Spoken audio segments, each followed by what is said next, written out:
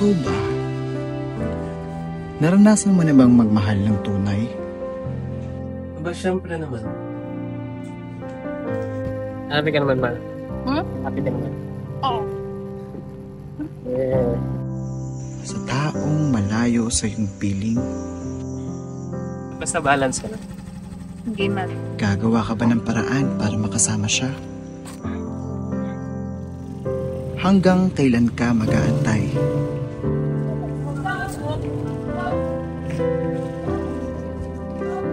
Pero ikaw, handa ka kaya? Bakit hindi ko kaya?